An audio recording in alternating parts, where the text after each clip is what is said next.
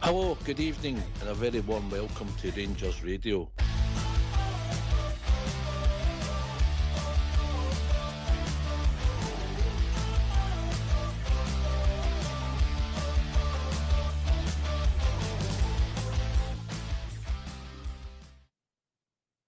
Hello, good evening and welcome to Rangers Radio. I'm Southside and joining myself this evening is someone who always likes to talk about the Rangers. Is my good friend AK. How are you doing, AK? Evening Southside, evening Rangers Radio listeners, and evening to the Techie team. How are you, pal? No bad, mate. No bad. Good to get a wee win, although it was only 1-0. But aye, apart from that, how's yourself? Aye, same as yourself. 3 points is the thing. It wasn't a great performance, as we know, but a win's a win. We seem to come up against these inspired keepers right enough. Keeper for St Johnstone, I thought had a pretty good game again, and if it wasn't for him, we could have scored a goal, never mind Jason Holt for us. Aye, we'll come to the game just shortly. We can pick bits of it and that and talk about it. I thought, what was your thoughts anyway when you seen the starting lineup with 2 changes? Aye, well, Sterling was obviously the big one. Question marks right away. The fact he wasn't even on the bench, but obviously the manager answered that question. I think he said something about a trapped nerve or something like that. I don't know whether that was a knock-on effect for his exertions in Nice. So he certainly played well there. So Tavernier, our captain, comes back into the team. What was the other change again? Hadji. Remind me, Hadji. Hadji came in for Diamonde. Yep. Listen, Diamonde, even though I thought he played a pretty good game and Nice and scored a cracking goal, domestically he's not been setting the heather on fire. Hadji's at the bit to make an impression. He's went away there with Romania, performed well. He came on last week against Dun United. Him and Danilo helped change the game. So I wasn't displeased to see him in the starting lineup. And by all accounts, I thought he actually played acquitted himself very well yesterday. Aye, I thought he did. He had involvement early on in the game. In the first half started, as we know, and I think probably the first 10-15 minutes, there wasn't really much happening, really, if you think about it. We had both, I think they'd come up with part once and had a shot at our goal by the post, and then obviously we started to kick in. I thought after about 20 minutes, I thought we were on the ball a lot more than them in the first half. I thought we were doing a lot more with the ball. And it sort of led to Tierney getting a chance, and it was actually Raskin, who I thought had quite a good game yesterday again, but he fed the ball to Hadji in the middle of the park, and then when he fed it out to Tierney in the wing, he followed on, he kept his run going, Hadji, that I noticed, and just as you seen Tierney cutting in like he normally does, he's looking to go into his left foot, Hadji makes a run into the box, and it actually takes a left back and one of the centre backs. They too noticed that, and they sort of moved to go with Hadji, who, don't get me wrong, he was pointing for the ball, right? It could have been played in, AK, but it left Tierney that space, and he had the shot which just went by the post in the first half, and that was your really first chance. But it showed you with him moving off the ball again once he'd made the pass to Hadji, that it did create the space for Tierney, if he get his shot off. Intelligent player, intelligent movement, and I think that's what we've seen last week against Dun United, the second half, when him and Danilo come on, the movement up front, the intricate play was far better than what Dessers was offering us. So he has got quality. I don't think any's have ever doubted his quality. It's just, has he got the pace? Has he got, the robustness to deal with the Scottish game? Because his appearances, Oxford's, said plenty of times that that's where the doubt comes in. I know he obviously had that bad injury, and then he went out on loan last year to Alaves, and he's came back. We didn't think he was going to feature at all much this season. I think with his contract, Mexican standoff with the board, so to speak. But listen, he's integrated himself back in to the team. He is an asset there if we can use him right, so why not use him? And as I say, for what we seen him yesterday, I think he'll feature probably more as the season goes on, but who knows what happens in January. He might just be playing for that move again, just depending how he feels about his future and where he wants to commit, for further on than this season. But he's certainly a decent player, so it's right. Aye, listen, I've said on here before, as we're getting players back fit, they might be here short term, and I'm including Hadji now. I don't expect Hadji to be here after the summer, I'd be really surprised. But for the short term, that he's going to be there. We said we want him to come into the team, we want him to perform and play and contribute to the team. And I thought yesterday, he showed glimpses of him, and he was involved in quite a lot of the midfield, and he was picking pockets of space, and sometimes he didn't get the ball played in. But that might just be due to the fact that he's been out for so long and he's finding pockets, and maybe a couple of players have just seen an angle and they're going that way that they go. But I thought he done well yesterday and I was glad the manager gave him the 90 minutes. I was surprised, but I was glad he gave him the 90 minutes, and I thought Hadji was pretty decent yesterday, and he was involved in a few things in the play.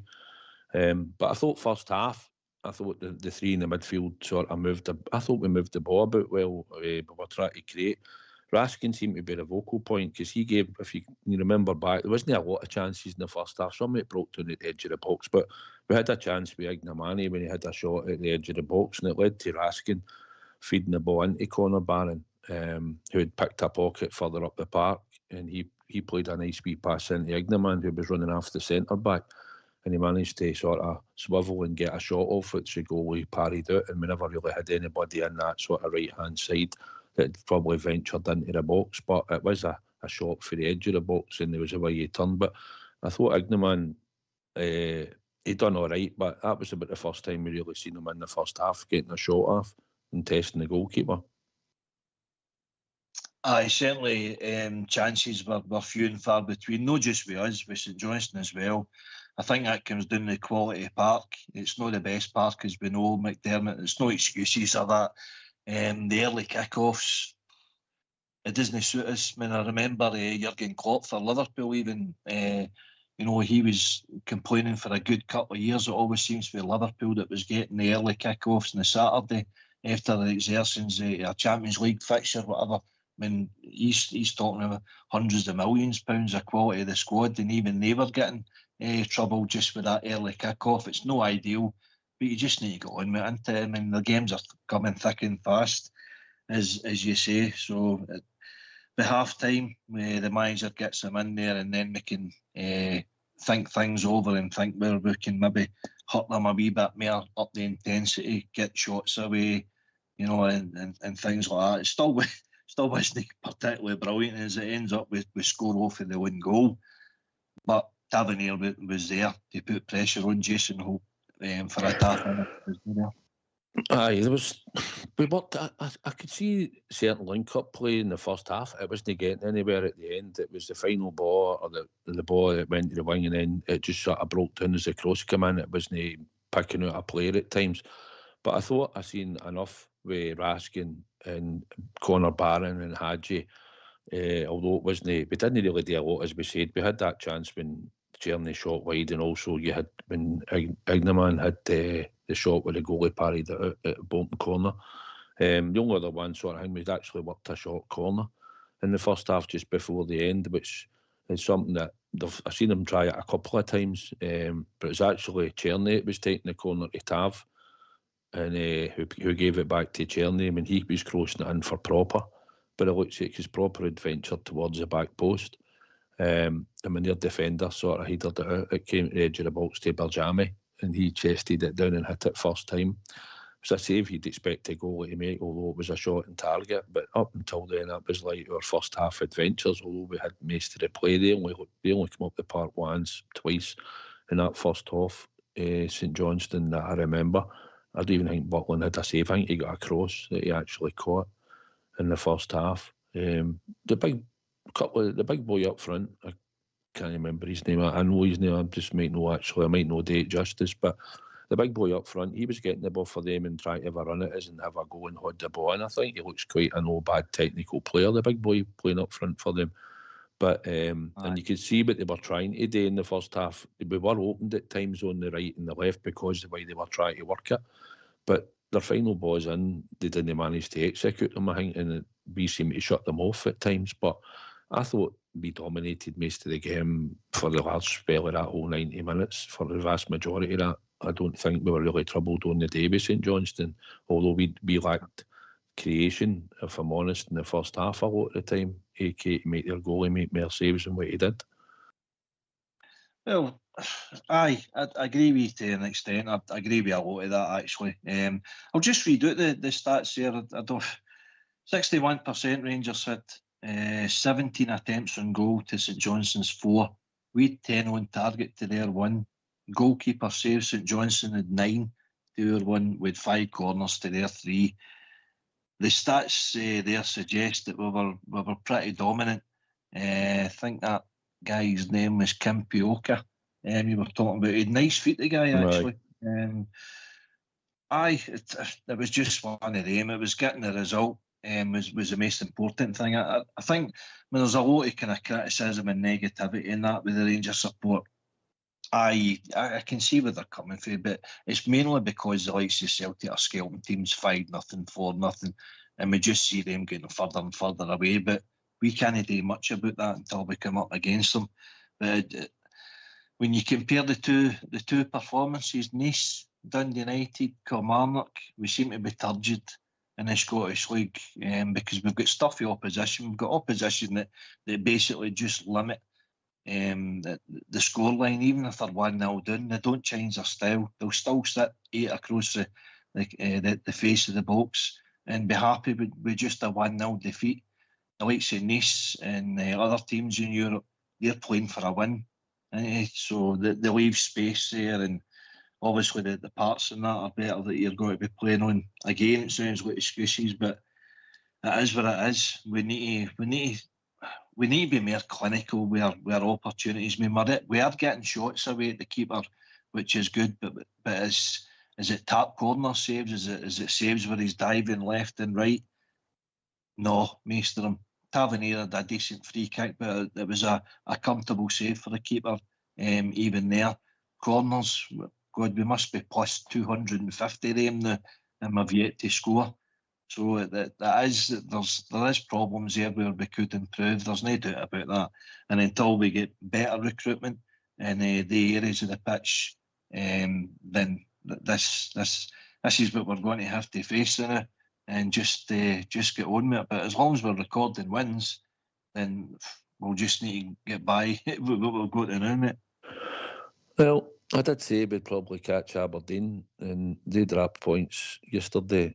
And we go ours and have played a game more, and I'd like to think they'll be dropping more points before we play them at home to drop more points. So that's the target at the moment, to get back to them, and just we need to keep winning.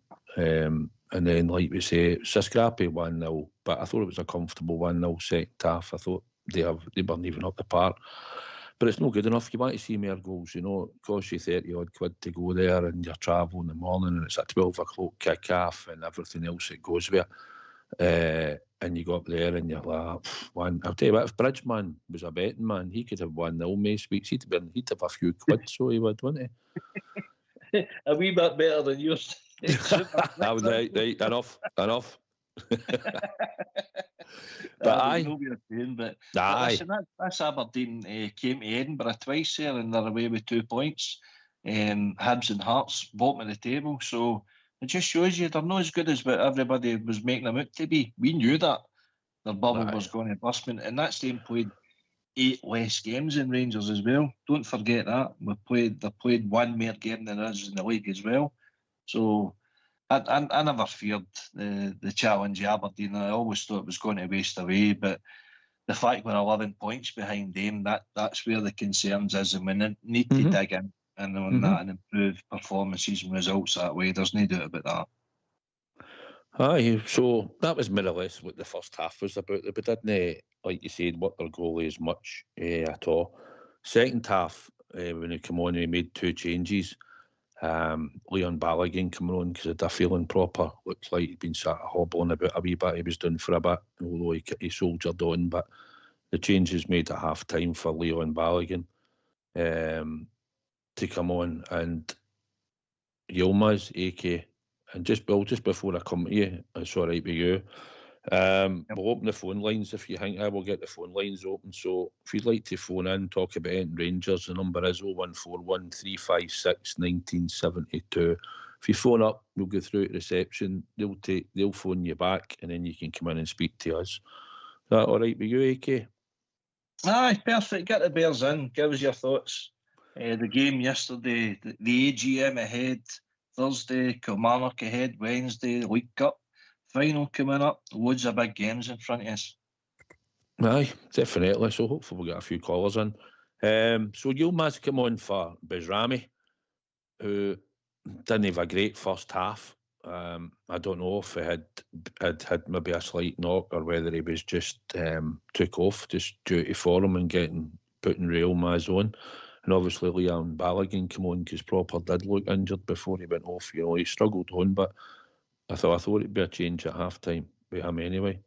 Aye, I actually thought that Hadji was going to come off the park at one point because he was kind of holding his back, and I think Ridvan was actually due to come on for him at that point of the game. But Clement, he didn't look too chuffed when Clement told him to sit back down.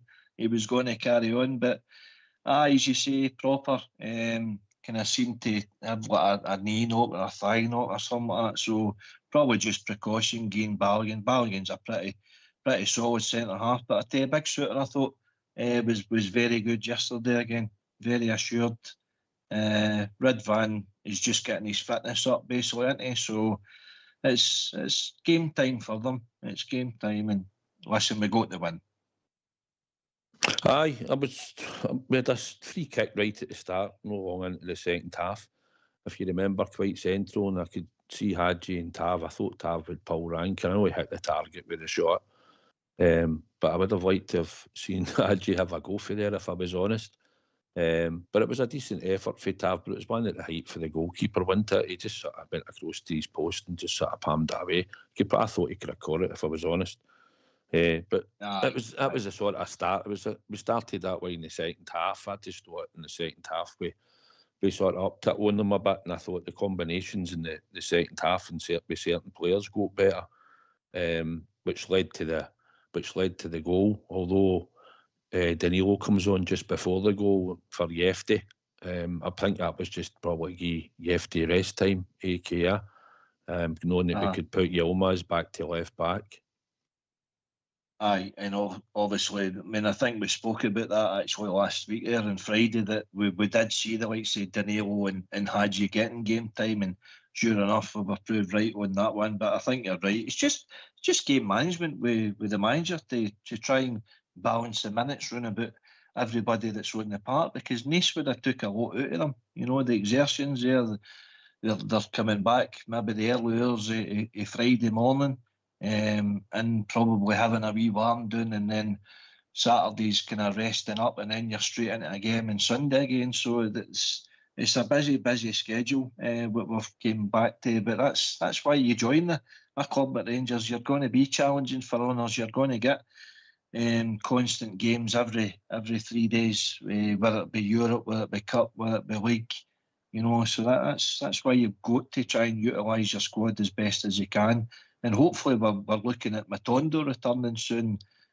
Cortez, don't know how far he's going to be away. Cashin Werno's a big one. He's going to miss that. But you've got other guys there, and I think January's going to be an interesting transfer window, shall we say, mate.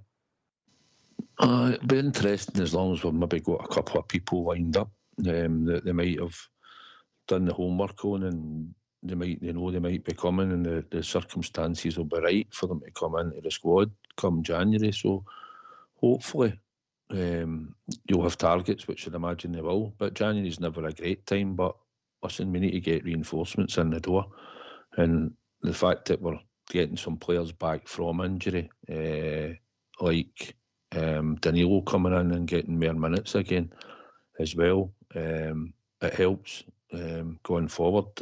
I'll come to him just shortly because I thought he missed an absolute sitter. But 5 minutes later, after that sub's made, we get the breakthrough. And again, I thought it was Czerny seemed to be getting a bit more space on the right. We seemed to be able to free him up a bit because Tav was pushing into the midfield at that time. Barron and Raskin were doing the hard graft and getting ourselves on the ball at the time. And it was the same. It was Czerny getting space out on the right, and then he found Conor Barron inside. And at that time, I was watching where Tav was, because Tav was just in front of Conor Barron when he sort of said to Czerny, give him the ball. He pointed to Barron. And when Barron crosses it in, the big centre-back gets his head on it. But I thought it was intelligence by Hadji just to knock it right back in towards the back post. And as soon as Conor Barron had crossed the ball, Tav was already beelining it into the area. You could clearly see him going right into that as if I'm a striker, you know. And he was exactly where he should have been when the ball came on. If it wasn't for Jason Holt just putting his leg up, I think Tav's putting it in the net anyway. Aye, absolutely. Absolutely, and well described, mate. Hadji was a brilliant ball back across. To get that volley is no easy. That could have skewed out the park, but to get it into that danger area, as you say, Tav read that situation. He's been there many times before, sneaking in the back post for a tap in or that. You put pressure on Jason Holt for the clearance, and it went in the back of the net. But Tavernier would have dispatched that, no problem himself. So it was a good goal from your point of view. Obviously, they'll think they could have done better in certain situations, but I was going to say, I don't know how you feel. See, like say with Tavernier behind Czerny there instead of Sterling. I think Czerny had quite a quiet game there at the weekend, and the reason I put down for that is I think Tavernier kind of shuts down his space that wee bit, whereas Sterling's willing to hold back and let Czerny go with the ball. So it's building relationships, isn't it? I mean, obviously Czerny's just come into the team this season. Tavernier's used to bombing down that area. That's as the season goes on, Czerny might have to come more inside then, rather than, look for the winger that. And Tavernier needs to give him the option, or else just let him have the space, and then he could possibly come inside. I don't know what you think of that yourself, pal. I think Sterling's got the finesse and the wee touches that Tav does possess, although forget his form now and whatever, but Tav going forward on the ball is quite a comfortable football player. We've seen it. He can nick by you, but he can also pass, and I think him and Czerny did have quite a good understanding going forward. I think when Sterling goes a bit more forward, I think sometimes he looks a wee bit more, try to find the right word, it doesn't look, I don't know, it doesn't look too comfortable playing the wee 1-2s, I think. But we'll see how it develops. I'm hoping he will. Listen, he put a nice ball forward, which I didn't expect him to do in Nice for Diamondi to run onto, because we had that running from midfield. And it was a lovely pass that he put in. I did expect when he played, I thought the goalie will come out and get this, but you've seen how it happened. But I think on the wing, Sterling at the back, it feels far better and far safer. But I think going forward, I'll put it to you. Do you think Sterling, if you thought where Tav was standing yesterday, do you think Sterling would have made a run in there like Tav did? No, absolutely not. But this is the quandary that the gaffers got. You've got Sterling thinking his defensive duties, and he doesn't want to go beyond the kind of winger of the mere forward thinking player. It's a wee bit like going back, when Davy Cooper. It was your left back that was feeding you on to Cooper. Cooper wouldn't track back by the halfway line, but near he should, because his job was to make an impact in the opposition half of the field, and the defender was there to look to defend first and foremost. But this is the totally different relationships that Czerny's going to have with Tav and Czerny's going to have with Sterling. I think he'd be more comfortable with Sterling, but I think Tavernier's the sands of time is going to dictate who's going to play with more than most, and obviously Sterling being free injury to be available for selection is going to dictate that as well. which you can't argue with Tavernier. I think he said in his interview after it, he's been here near 10 years now, and he's used to playing 3 games every week. He still feels fit enough to play 3 games every week. So it's a competition for place, and it's up to Sterling to sort out his fitness to be available for the gaffer every week, is what Tav's done for the last 10 years. Well, that's the problem we've got. Unfortunately, Casemiro been out injured now. Tav's going to be back up, or he might have to be first choice depending on Sterling's fitness, and it's all down to him. And we all want to see him get a run of games and play in the team. But Sunday proved he's got a trapped nerve, which is unfortunate, and it's put him out. So now we're back to Tav's back in the team, and I do think that I don't see Sterling making that run into the box, but that's only my thoughts, because Tav has been that forward-thinking player when he gets there. I think he's got nice wee touches on the ball and stuff like that. But he is where he is, and going forward, you want to see Sterling. So if Sterling's he'll have to learn to try and maybe have the wee bits about his game. But listen, first and foremost, you want him to defend and defend properly. And that's what we look at, AK, don't we? Aye, absolutely. For me, I don't know about you. I know that the game's changed a hell of a lot, but I like my defenders to defend first and foremost. If they contribute in the forward areas, then fine. But a lot of your problems has been because we've been disjointed at the back. I think Sterling will be more solid in there, but I think we've been joined by a caller there, so you say. I think we've been joined by John. How are you doing, John? No bad, Alec. Just a couple of points that can hurt me, One of the points is this shy carry on. You've got a player running up a wing and he earns a shy. Take a shy right away. Every player can take a shy instead of this putting the ball down and waiting to have or somebody jogging up 50 yards. It's pure rubbish. I don't know how to just take a shy, start an attack. Well, you've got a point, John. I've watched that for ages myself. I think we lack at that as well. I think once the player gets the ball, I think sometimes we only get one player shown sometimes to knock it back to him. But I'll go to AK and let him have his thoughts on it first, John, then you can use your second point, mate. Okay. Listen, welcome to the show, John. You're right. Options for a throw in. You want to be quick. You want to keep the tempo up, and keep the ball moving, because you catch your opponents out. So more people should be shown for the ball. So you're right. Just keep the tempo up and keep, having shots at your opposition. But no, you're bang on with that, pal. I can't disagree with you there. John, see if I ask you this one first, just before you come back. Have you not think that's been like us for years anyway, as a football club? Do you not think it's been like that for a long time anyway? I know Tav's been there. I know Tav's been there for that length of time, but I can even think back to before, like maybe Walter back in the days and all that. I still think we were like that. I know at times, mate, and under McLeish and that.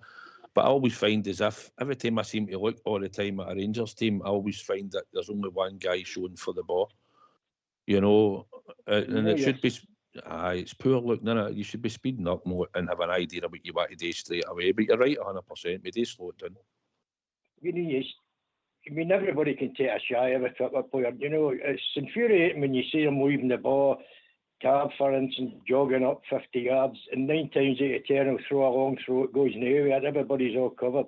It's time to change that. Whichever who's nearest the ball, the winger, if he earns a shy, take it quick, start an attack. I don't know why they persist in a fullback having to take it, I think it will probably even further down the park. It is a fullback, it takes it when you think about it, innit? It's madness just to think that's what happens, innit? But it's same as that. We don't even have anybody. We've not had anybody over the last number of years that can even take a long throw in for us, John, into the box to try and anything like that. To change this short shy mode, it takes us a couple of minutes to line it up and look for one player. But that's something we've not had in our team for a long time as well, is it? Somebody can take a long throw in into the box. That's exactly that. Had 3 points, but I forget the third man. I'm getting a bit old. So the second point is... On you go, mate. On you go. The second point is it's been well documented that wee Kayoko, his shooter pops out every so often. And according to the media, Brenda had said to him, "You'll boot for 4 months if you want to get the operation, or take a chance that it doesn't pop out, and during the coach season you can have the operation." Right, so the next time we played him, if we had somebody like John Brown, he'd just give him a dull one in that shooter, or somebody like Terry Hurlock or something like that, because people talk about no iron in the team. You just give him a dull one and that's AK? I like your style, John. I like your style. But shush, you just gave away our game plan for the next game. I wish it was about had a John Brown or a Terry Hurlock, a Gregor Stevens or something like that. Don't we all? I think Southside knows Gregor Stevens better than I do. Oh, big Gregor. What a man he was, John, eh? Oh, some amount of booting she copped. Must have been a world record, wasn't it? I remember the one he took Sturrock out at the 18-yard line when the ball was up our end of the park. He was just standing next to him and he just flattened him. I know. That's what I think. The situations I mentioned there about the so-called dislocated shooter pops out and he he's got an issue with it. We've seen it, haven't we? We've seen it. He's got an issue with it, hasn't he? Look, you either play on and you're going to boot for... If you don't play on, you boot for 4 months, or you can wait to the coach season, take your chances. But don't even wait to the coach season. Just give him a dull one right away once we play them, you know. Just be cute about it, you know. John, do you know what I'd do? I'd tell Dessers to go and do exactly that. Because you know what? They'll miss Kyogo more than we'll miss Dessers. That's the idea, I know. That hole in the head, did it? So what do you think? What did you think? What did you think on Sunday, John? You know what it's like. I'm always watching and hoping. Actually, before I heard comments after match with Phil and all that stuff, I thought the small steps, etc. We played a bit better, I think. But obviously, no getting the goals to kill the game off is just frustrating. But I think we're getting there bit by bit. Some of the midfield's playing well and a couple of good players, you know. But we're still lacking, you know. So we'll see what happens. Who was your first manager, John, you saw under the Rangers? I can go way back in 1957 when I went to the League Cup final when I stayed in Denison. And we beat 7-1 at the end of course. But I was 13 at the time. So what happened was, in the days I just went to the Rangers end, stood there, and then at half time we were getting beat 3-0. And I walked round to the other end to get to Aikenhead Road to get the trolley bus, and I was walking up the stairs and I was having a look. Unknown to me, I was in the Celtic end with a Rangers scarf on, and I turned round and I seen Billy Simpson score me a flashing header, made it 3-1, and I was cheering, and there was silence, and there was guys running about me spitting towards me, etc. You know, because I was on the Celtic end, and it wasn't that we're on the trolley bus. The transistor radio nowadays. Somebody says that's 4-1 and 5-1. I went, oh, geez. Oh. So it brought me back to Big Terry Butcher says the only way we're going to appease for the Rangers fans is to avenge that 7-1 defeat and to win 9 in a row. And we won 9 in a row, but we've never get near the 7-1. They've actually scored 6 against us. You don't think they won 6-2 at Parkhead one. And the first one was offside, you know. When the linesman when they put his flag up, and I'll tell you why, because he put his flag up before at Ibrox against Cadete, and he got absolutely persecuted, so he did. But that's a poor. Sutton scored with a tap. Sutton scored, but that's seemingly what he said. He said if you'd been with Albion, you wouldn't have put your flag up if you'd seen what happened through for the last good while. So. But we battled the 6-2 that day up there. You sure did. So we've put a couple of 5s against them, but we've never done the 7. You know, so I'm living in hope. I'm 80 years old, so maybe I'll last long enough to see it. Well, it's a fair age, John. It's a fair age. It's good to hear you on, but Aye, listen, we are where we are at the moment, mate. We need, I think if we had a chance to have had more players out the door, the ones that are sitting there picking up wages and no contributing, and ones that it would have gave them a hand at the start of the season to try and get more players in and be first team players. But we just have to soldier on, and that's what we're doing at the moment, John. You know. I thought his pedigree, Bruges, etc. He was a good guy. I'd rather him or Muscat. I thought this guy sounds all right, even though I'd never heard of him. But okay, it's so many things.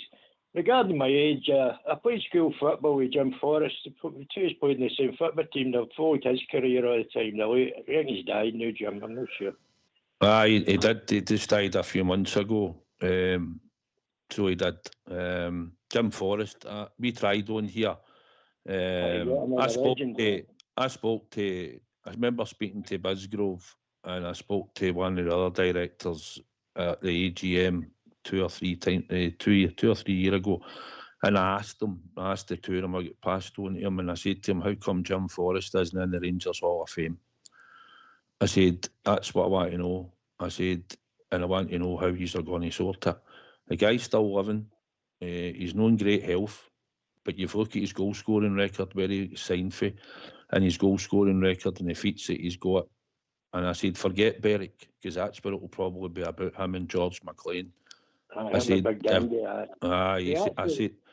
so if you can't give me another reason why Jim Forrest isn't in the Rangers Hall of Fame, and you certainly, well, I says to Bisgrove, you weren't certainly following Rangers at that time or anything like that. At 67 at Berwick here, we're talking.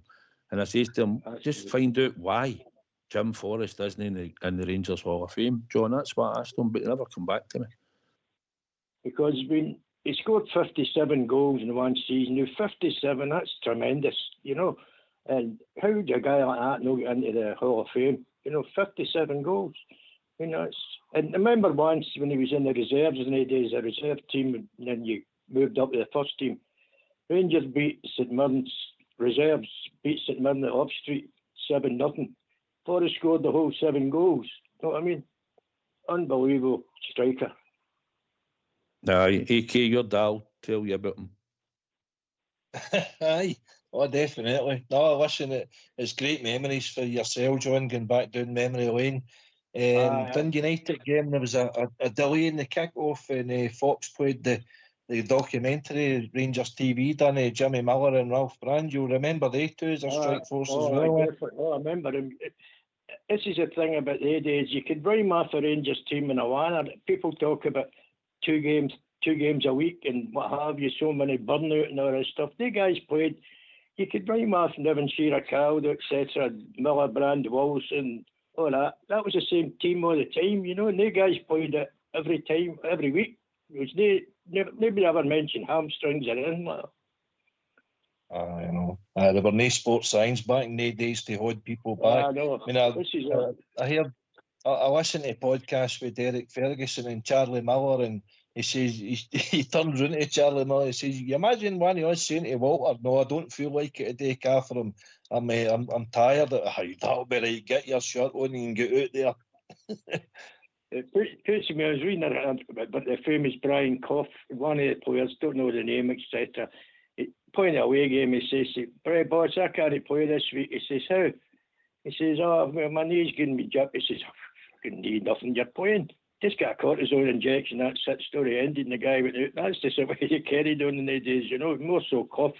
So, nowadays you couldn't say that to a player, "Oh, I'll be right, you're playing." You know, you can't even shout at a player now, John, for what some of the managers would have done to some of the players after some of these results, you know. It amazes me when you sometimes heard Clement saying it, I've heard one or two of the players saying it, "Oh, the dressing room's quiet." And you're like, quiet? Is there nobody in there wanting to say something to some of these players in there? No pulling their weight, this isn't good enough. We've not got a result today and the whole place is quiet. But that's the way it's moved on. All managers talk about it now, John, on the telly and all that. You're not going to get away with it. Talk about Fergie with the hairdryer treatment and all that stuff. That doesn't happen anywhere, you know.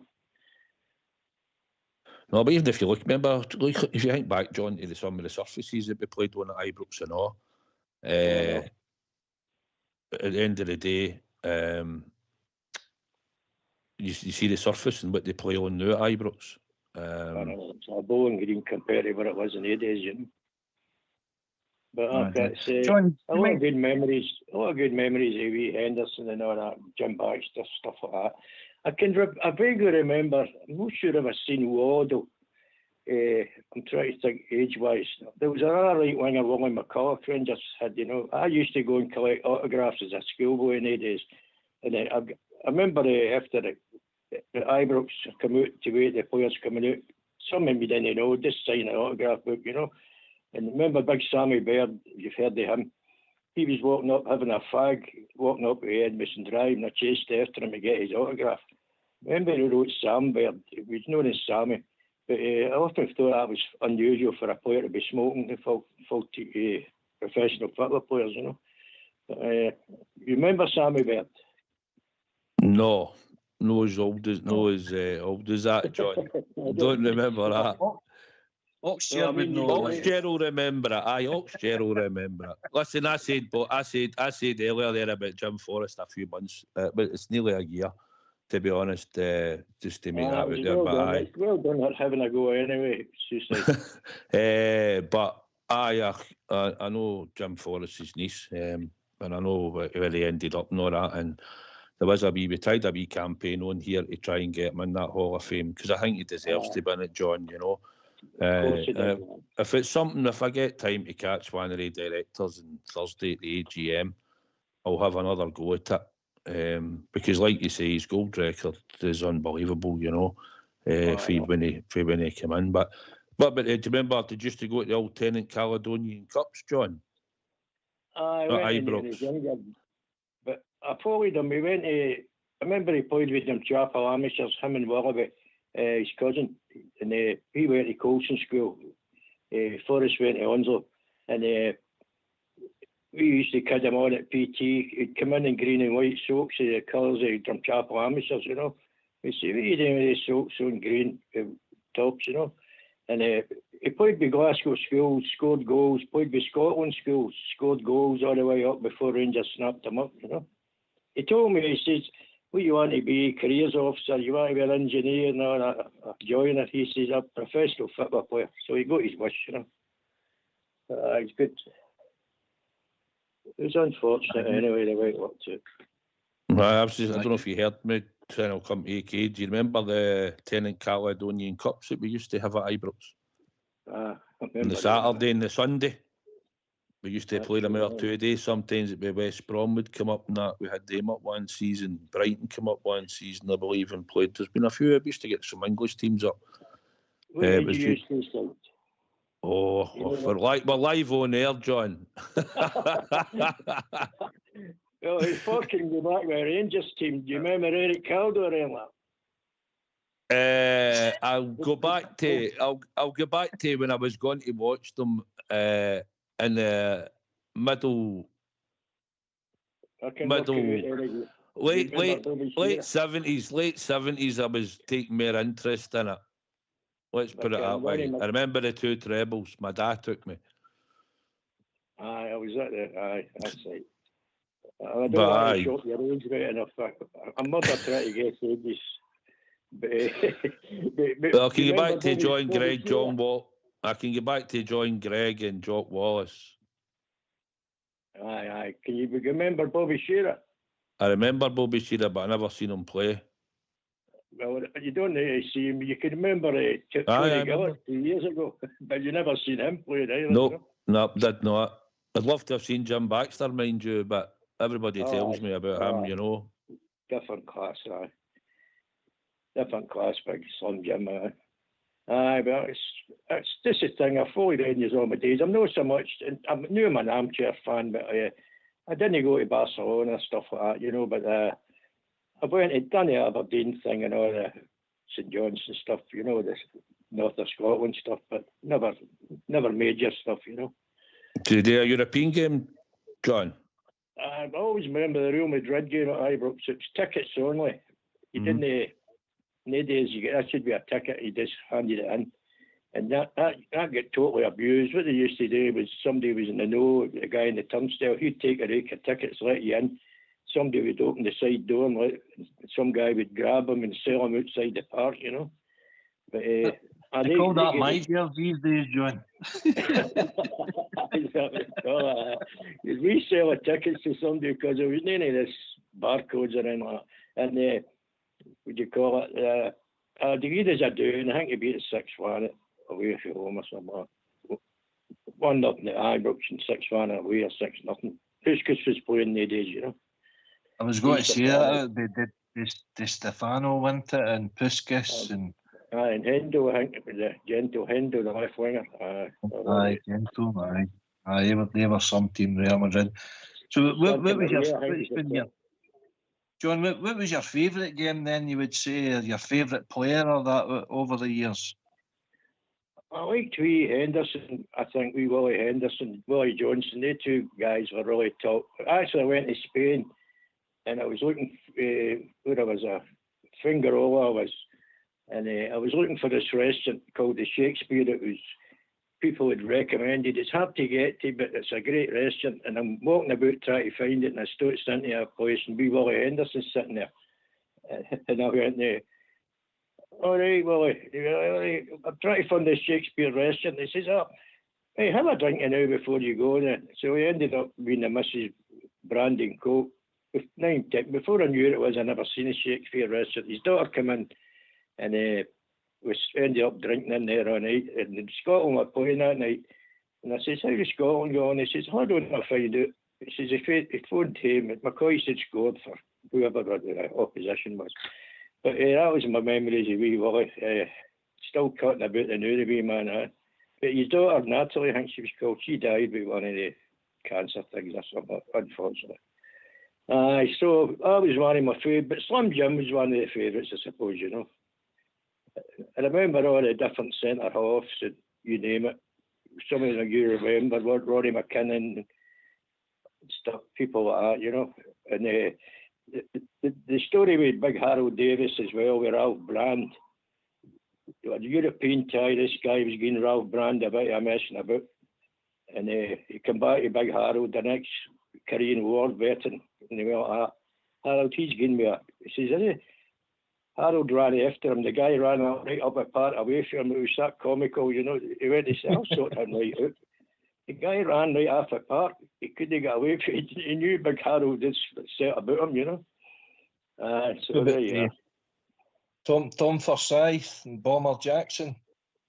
Oh, aye. Tom, talking about that day about somebody that's not a great player. The biggest asset Tom Forsyth was anticipation. He wasn't a great player controlling the ball or dribbling or that, but he can anticipate a pass. He would, he'd get the pass, stop the attack, you know. That was his main asset, Big Forsyth, you know. Obviously, Davy Cooper and all, he was brilliant, you know. You remember Cooper when he came coming to Hamilton? Cooper and Bobby Russell with Alan McDonald.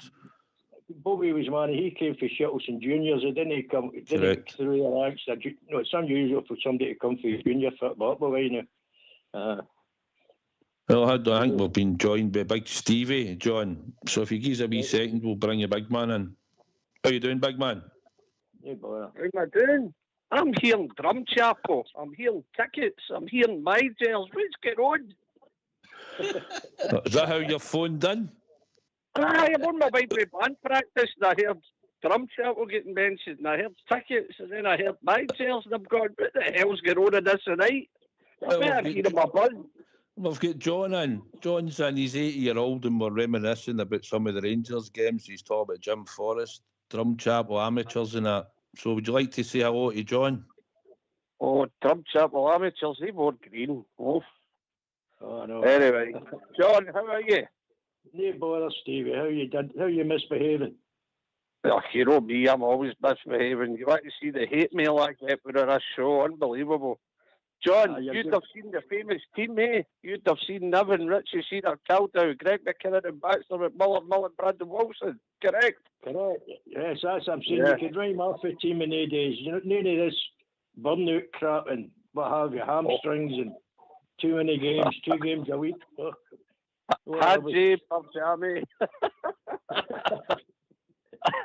I know. You must have seen some teams, Pal. Some change in the stadium and all that as well, eh? I take it you were hanging out a silver cross pram when the Jerry's were going on then. I think so, aye. 44 I was born, aye. Aye, David Wilson scored 6 at Brockville one week, won the game, I know. 6 games, outside left, 6 goals. We David Wilson. Is that the wee blonde-headed fella? Aye. Yeah, my dad thought that. People say he died. People say he died, he said, but he said it was bleached with the sun, you know. Well, Glasgow. Brilliant. Listen, Southside, can I just make this short and sweet? Is the tickets all sorted for tomorrow or if they get left out? Tickets are all sorted for tomorrow. Yes. Now, listen, you need to let all better on this. Apparently, the Queen's Park casuals are wanting to go with, so we'll need to bring the old Kelly Holmes to bring his metal comb with him. Okay. I will do. He'll need that. He'll probably bring 2. Me, you, AK, and all bear. We'll take the other 20 of them on, no? I'm looking forward to tomorrow night. Should be a good laugh. Right, listen, boys, I'm just in for band practice. I was driving down the road and I heard Trump chat will get me. I heard tickets, and then I heard DK saying something about band players. I said, I'm getting on there. But I didn't realise I was getting a history lesson off a real blue nose there. Okay, so I'll let you go. No worries, mate. Right, and send my love. What's the guy's name it's on? John. So I know the best partner, right? You educate that panel. Because you are a real Rangers man. Okay, many left there. Many times did you get a lift there? All the time, lifted off. When I graduated, I started lifting other boys up, carried on with the tradition, but before they walked on it. Yeah. Can you remember what route with the subway? There are hats, scared badges and tapes, there are colours. Remember the guy singing outside the subway queues all the time? Singing? Doing it mechanic bus to subway. He was singing outside it and a guy would walk around with a wee pouch and put donations in it, you know. Sang all that song. He wasn't there, John. He was too busy with the cheesy meat rolls and spearmint chewing gum at Stevie. He was round getting him with his cardboard box round his neck. Go a while back for that one, aye. Oh, I'm telling you, there back of the bars, the chewing gum. Oh, I can remember me guys that sing round the back and you throw money out and pennies and that, you know. These buskers in the days used to just go round the back and sing and you threw a penny out the window. That was a few years back. Right, listen, I'll let you boys carry on. Good luck, and I'll see you tomorrow, right? Over and out, troops. Right, great see you later. Brilliant. Talk to you later. Over and out. Yes, right, I'll let you off. Somebody else will do anyway. Mind the tequila rose. But for tomorrow? He wants tequila rose for tomorrow. What's that all about? A B game.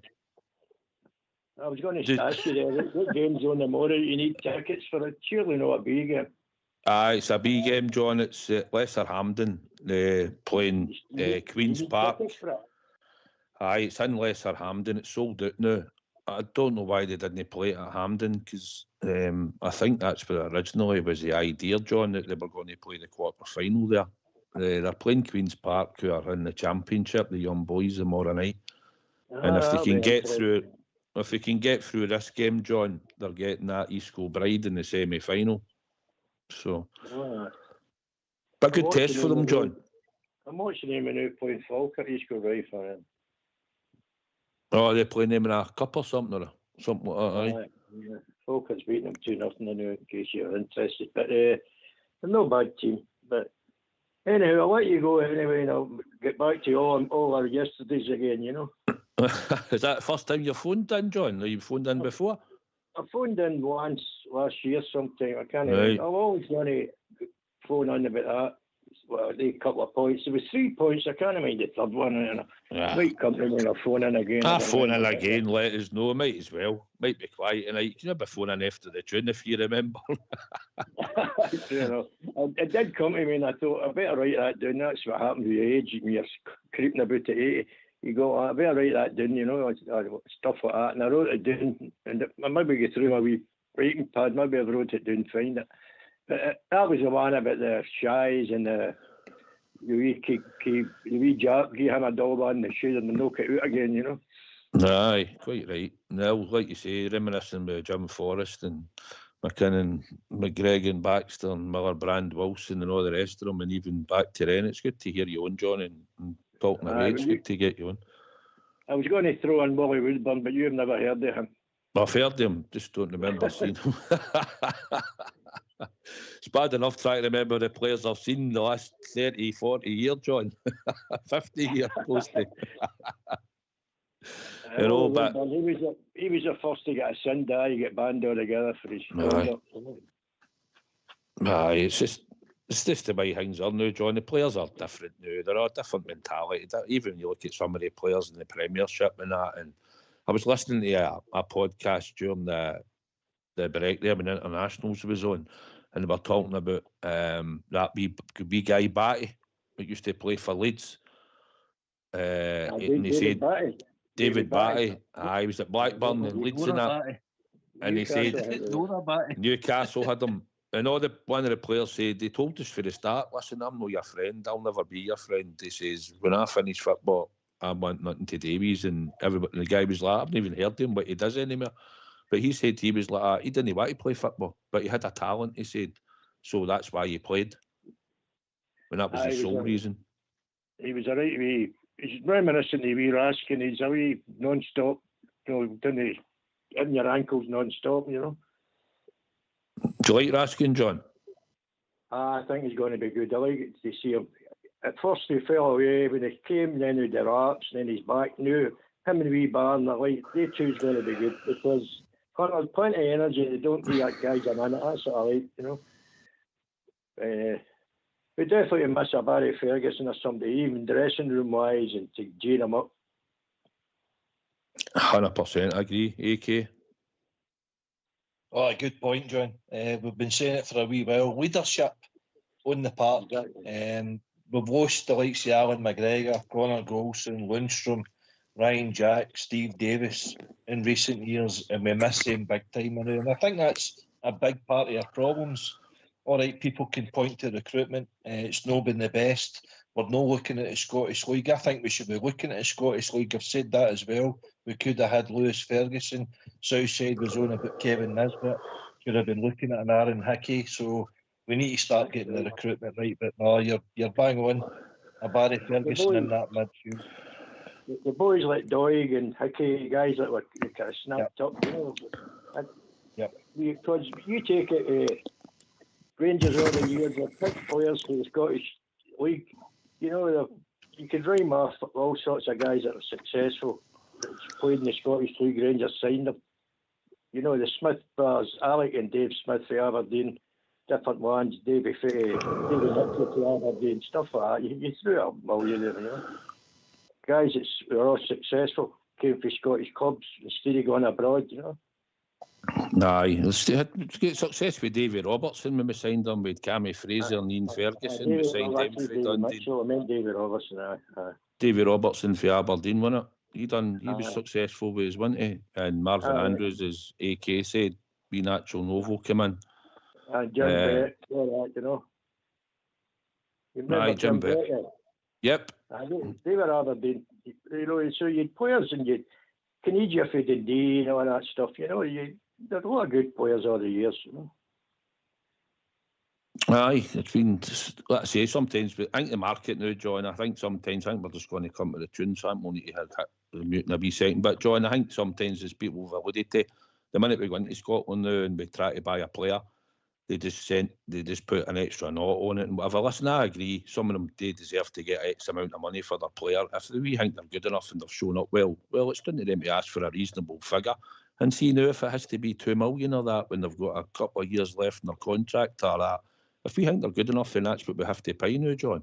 It's no gone are the days where you can go in and get them for 100,000 and that when you were only paying 100,000 for transfers, £200,000 for transfers. Do you know, players were on £500 a week, some of them, you know. That's right. I remember we used to have a wee blue book, a wee Rangers book, or a wee red book, I think it came. And the highest paid players team was Aberdeen, followed by Rangers and then Celtic. Aberdeen paid the highest nowadays. You know, they scored as much to go for a league game and winning bonuses. Aberdeen were at the top, you know, for the amount of money they paid. But okay, it's so different now the way things work. When you look at that squad, but the beggars are about 11 million, you know, and you say to yourself, what's the score at 11 million? And it just looks average. I've never really followed them much. Angers or something like that, or Angers or something, or Angels, something like that. 11 million they paid for that squad, you know. So 11 million, we could have picked up somebody better than him in the Scottish League, you know. Well, it's tune time. I've got Foxy Boy waving his fingers at me and all that. I'll be going to HR and... Thanks for taking my call anyway. I'll talk to you all right, John, thanks very much for phoning in. You're welcome to stay on if you want after the tune, but if you're no, thanks very much for taking the time to phone in. I really appreciate it. No, it's good to do a wee bit of reminiscing. Somebody to do a bit of greeting to. That, what do you call it? If I remember my third point, I'll come back to it at some stage. Right, no worries. Okay, John. Thanks very much, mate. Thanks again. Pleasure, John. A pleasure. Thanks. No bother, Alex. Right, we'll hit mute. It's time for a tune. See you later, John.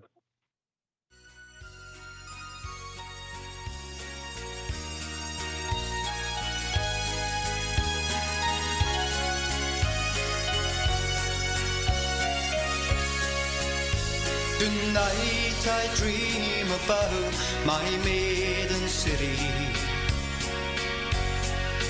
I'll go back to the days I spent there as a boy.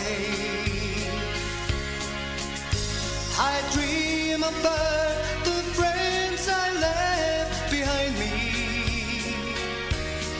In my city, Londonderry, on the foil.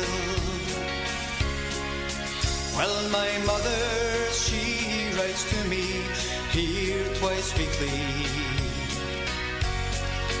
and she tells me all the things are going on,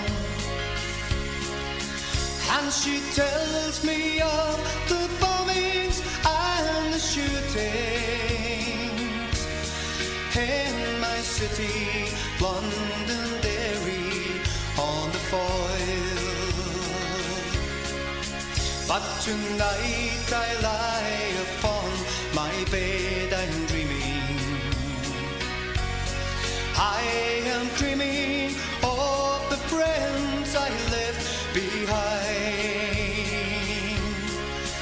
and I dream about my sweetheart and the fountain in my city, Londonderry, on the foil. But once more I'm coming home aboard the steamship. On Loch Foyle once more I'm passing by Culmore, and I see those old grey walls still firmly standing there round my city, Londonderry, on the foil. I can see the old cathedral, it's still standing. I'm not far away, the old memorial hall, and I see the crimson banner, it's still flying. Where? Over my city, Londonderry, on the foil. Over my city, Londonderry, on the foil.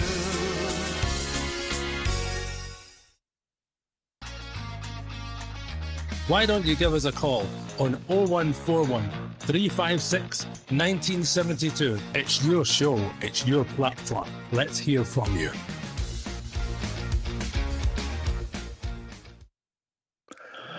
Aye, John was a breath of fresh air there, AK. That's what it's all about. Come on and talk about all things Rangers and give some of your memories and stuff, eh?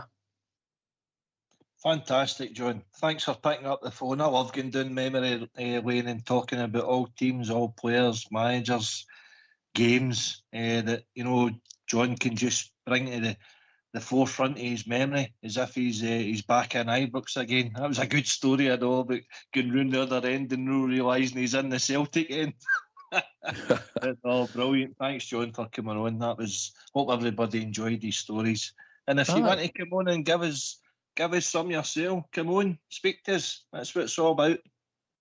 That's how the platform started, mate, way back in the day, I believe, and it was just about talking about the team that we love, Glasgow Rangers. And listen, sometimes we get carried away in emotions and all that, you know, the way the team are now and the board and everything else that goes along with it. But it's good and it's refreshing when somebody else comes in and they want to talk about stuff like that, and even bringing up the fact of the throw-ins and stuff like that, which we know, you know, and it's something that we don't really talk about. But no, and it's good that John can talk away and talk about the time he supported Rangers and stuff, and that's why we're asking him, and it was good to get a lot of his thoughts and his memories, and that's what the show's about as well. Just coming on and talk about anything Rangers, as we've always said, you know. 100%, and it's a platform there. I think the idea with Fox and that, as they've spoken about it, it's like a bunch of pals just sitting around a table in a pub and expressing their opinions. We'll not agree with each other, as long as we show each other respect, listen to you, agree, disagree, gives you another opinion. You know, that's what the show's there. We're a wee bit fragmented, the Rangers support, because of obvious reasons. We're nowhere we want to be. We know that. You know, it's not as if we're accepting the performances, the results. 11 points behind at this stage of the season, unheard of. Right, so nobody, I don't know any Rangers supporter that is happy with that. But there's a lot of mitigating factors there that has caused this for me, and it's been ongoing for a right few years, with mismanagement, with poor transfers, with poor business decisions, you know, people coming and going for the board, people coming and going for the dugout. 8 managers in 10 years we've had, when we only had 11 managers in 142 years of history. Before that certainly didn't help.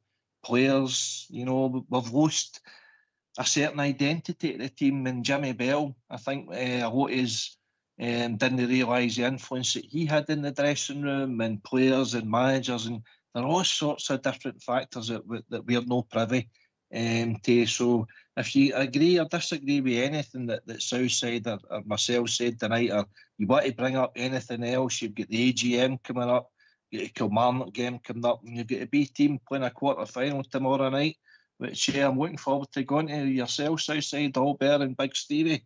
Come on and talk to us. Aye, B game will be interesting tomorrow night. As I said, it's a step up playing Queen's Park, and if we can get by this one, we'll have East Kilbride in the semi-final.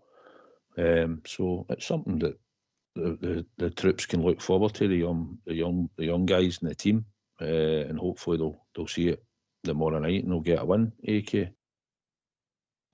Well, you yourself and Albert have spoken about it many times already this season, about the young pups that are showing some good signs in the B team there. They're coming up against a championship team now, you know, so it's going to be a big step up in level. But let's see how good the youngsters are.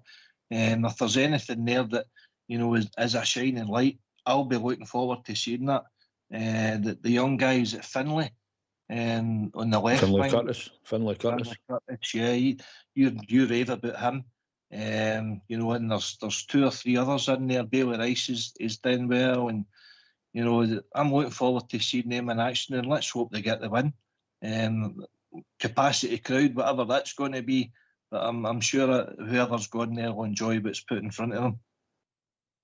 Aye, they've got a lot of nice boys in the team that they pass the ball well and stuff, and they play quite well. No, I think it'll beat them the more I will be experienced for playing the Queen's Park. I would imagine they'll put out their strongest squad, I would imagine. But no, they play nice football. Archie Stevens will always be a threat. Josh Gentles might even come in at centre forward. I don't know.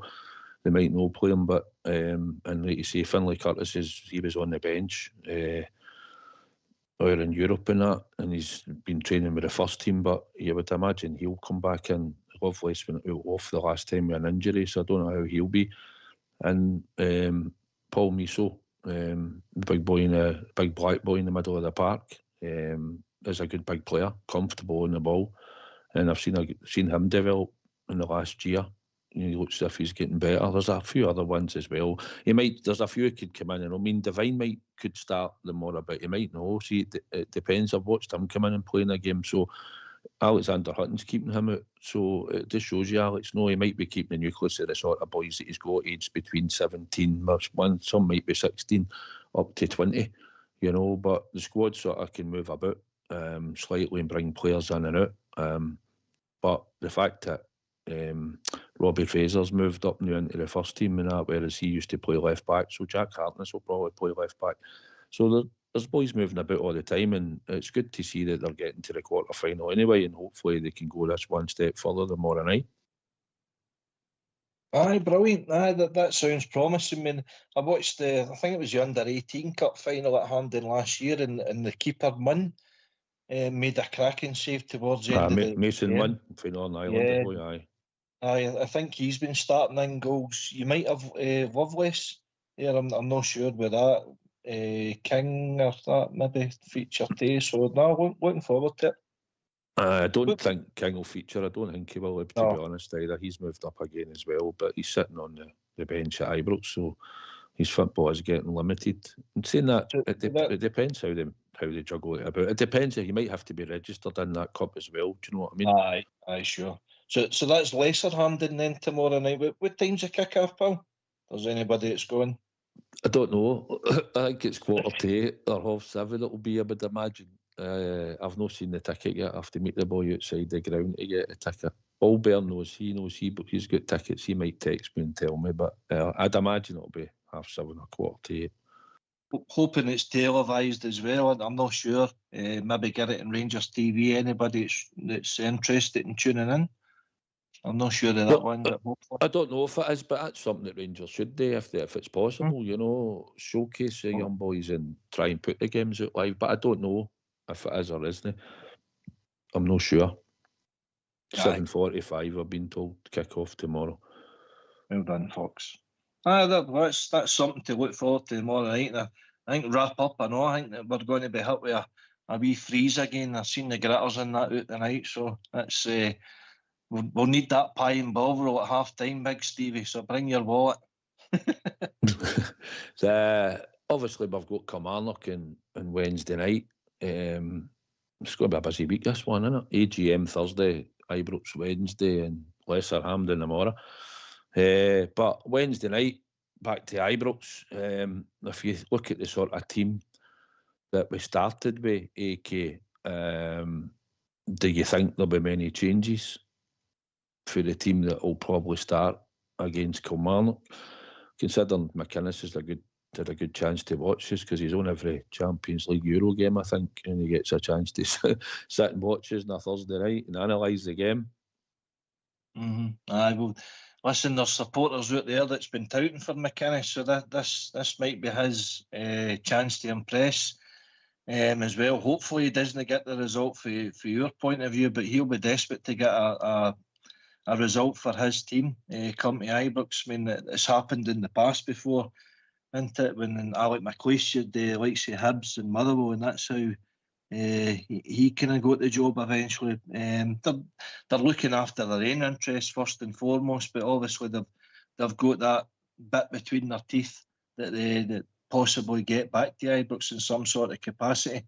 But as far as changes go, what's their kind of options? I mean, he could bring Dessers back, I suppose, but I don't know. I don't know if the support would want to see him in there. I'm hoping the likes of Hadji deserves another start. I thought Raskin and Barron, I think, are quite a solid unit in there. Who knows, we could have Diamondo out left instead of Bajrami. And then you're looking at possibly Balogun, Sterling return as soon as we, just that 3-4 days. That's another possibility. But whoever he picks, hopefully it's good enough to get the win that we're looking for, mate. You mentioned that there when you said if Bajrami didn't start, for instance. Do you think Dio could go out there? I know you've said many a time that's where he played in a 3-4-3. Do you think you could see him take that position wide left? Well, it's looking at your options in the south side. It's obviously you're limited out there because the absence of Matondo and Cortez. That's the reason why Bajrami's he's played out there as often as what he's did. He's done already, but he's comfortable out there. I mean, he plays out there with his country. It's not as if it's a new position for him. Diamondi being out there might offer you a different option. Maybe not as inventive or creative as Bajrami is, but certainly he'll give you endeavour, he'll give you running, and who knows, you've got Yefty bombing up that left wing there. It could suit him best to come inside and maybe pop shots off at goal, where Bajrami is looking for something else. So I think it's an option worth exploring. You know what I mean? Possibly you're even looking then at if Bajrami is on the bench and Hadji starts, well then you take Hadji off and you give Bajrami the number 10 role that seemingly he was bought there for. You've got McCausland there as well, who could feature on the right-hand side to replace Czerny any moment in the game. So we have got options there, but we just need to be better, be more insightful about our passes, get the tempo up, go at Kilmarnock, get your shots away when you want, and don't let them settle into a game, because we know what they're going to come camp in the 18-year box, aren't they? So getting that early breakthrough, 1 or 2 goals, that makes all the difference. Aye, I've not really looked at Kilmarnock of late, sort of how they sort of play. I could tell you how they'll play. They'll look for long throw-ins. When the goalkeeper kicks the ball out, probably most of the time he'll kick it out to the right full-back, who'll try and flick it on. They work half second balls. They'll probably play a 3-5-2. Sometimes he plays a 4 at the back. Well, falls into a 5, doesn't it, when he plays the 3-5-2. But he knows, he's been watching most of their games, and he knows. Most people say on here that they know what sort of style we're going to play. I think the football's got a wee bit better. It needs to be quicker, and it's another game that's coming thick and fast. Do you think he might drop Yefty and play Ridvan if Bajrami was fit and he was maybe going to play Hadji or Diamondi in there? He gave him a rest, or do you think he could flip it? And maybe, although he's done it the other way about, I'd like to see Ridvan at left back and maybe Yefty got one, if that was going to be the case if Bajrami wasn't fit. He could also do that as well, couldn't he? But I'm hoping he could rest one of them a wee bit at some point, because the games are going to come thick and fast. No, I was hoping that Ridvan being fit, he would probably just, one would go into left back and the other one would come off. No, whoever he starts. Aye. Would you chance it against Kilmarnock on Wednesday? Would you probably leave Yefty out and play Ridvan at left back? Well, see, I thought Yefty actually had a really decent first half up at Perth. He was fun in the byline a lot of the times, but it was crossing in and there were nobody in the box. That wasn't his fault. That's your forward line. That's the guys for the midfield that should be bombing in there. That just comes with, working on things in training. Whether they're doing that often enough, I don't know, but certainly we need bodies in that area, in the danger area. So I think Yefty, if you even give him a 45 minutes or an hour and then be looking to build up Ridvan's game, because see, when you look at the list of fixtures just in the month of December, we've got Kilmarnock the 4th at home, then we're away to Ross County, 12 o'clock kick-off, then we've got Spurs home again, then we're looking at Celtic League Cup final, you've got Dundee at home the 21st, St Mirren away, 5:45 kick-off on Boxing Day, then you get Motherwell, it's away, isn't it? Motherwell away, on the 29th, and then you've got the big game with Celtic. So you have got a lot of games there. So it's just about utilising the minutes of the players and using them as best as you can, mate. Aye, I think if you're looking at the fixtures now, you're looking at Kilmarnock, and then we're going up to Ross County on the Sunday, and you're looking at what the two teams offer. You know, Kilmarnock they play with wide players, but they're just going to lump the ball basically back to front for most of the game and go for second balls. With Marley, you might play Marley Watkins up front, or they'll play that other one. His name keeps escaping me, you know. The other boy, centre forward, will come back to me. But so I'm thinking maybe you do start Yefty in this game and go on to Ross County. I think you could probably rest maybe Yefty, put him on the bench and start with Ridvan up there at Ross County. And I think it'd be less of a risk. I don't think we shouldn't be going up to Ross County. I mean, even Kilmarnock, they've got 1 draw and 3 losses in the last 4 games. I know exactly exciting football and performances for them. So we're at home. So you'd like to think that we'll just go on the front foot, and we need to start making sure that we're creating chances, you know. But I don't. They'll offer us problems, but their form in the last 4 games hasn't been great, you know. No, you're right. You're right in that sense. I mean, they're what 10th in the table. The new as well. They've not started particularly well. I think in this table, 12 teams in the league. Yep. People are shouting for McInnes. Aye, I know. Aye, exactly. But I think he's had issues as well with European games. It's not easy. St Mirren, I think, are similar. Hearts had that situation, obviously this year, last year. Anybody that's competing in Europe seems to have a detrimental effect on their actual league performance. Aberdeen, that's the reverse this year. They don't have Europe to worry about, so they're getting a week to prepare basically for every game. So that, to be fair, they've started well, but that helps. It's all factors that come into it. But see, when you're just looking at the league games that we're coming up, I would say you should be looking for maximum points. Kilmarnock, Ross County, Dundee, St Mirren, Motherwell before you play Celtic in January. You know what I mean? There's an opportunity there to rack up another 12 points. I would be saying anything less than that, then it's no good enough. But we'll see where it takes us, pal. Aye, well, listen, we're getting players back, and then I'm hoping that Sterling will get back. This trapped nerve issue will clear up, because, like you say, there's going to be big games coming up. But I'd like to see him in the team at right back, and that's just the way it's going to be. Same in centre back position. You want proper fit to be given a choice. Kyle Vassell was a guy that I was trying to remember. He's got 13 appearances and 1 goal. But he's still a dangerous player the way they play.